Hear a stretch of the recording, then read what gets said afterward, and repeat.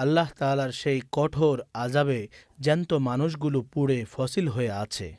ভেসুভিয়াসের উদগীরণের ফলে মুহূর্তে এই নগরীর আবহাওয়া ২০০ ডিগ্রিতে পৌঁছে এবং এই মানুষগুলো মুহূর্তেই সিদ্ধ হয়ে যায়।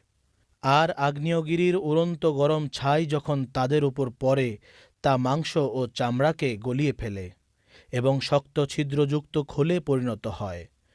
এরপর ধীরে ধীরে তাদের চর্বি মাংস গলে সেই ছিদ্র দিয়ে বেরিয়ে আসে, শুধু বাকি থাকে তাদের কঙ্কাল।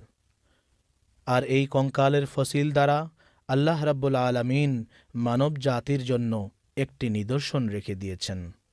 প্রিয় দর্শক, একটু লক্ষ্য করলে দেখতে পাবেন সেই কঙ্কালের মাথার খুলি আজও দেখা যাচ্ছে।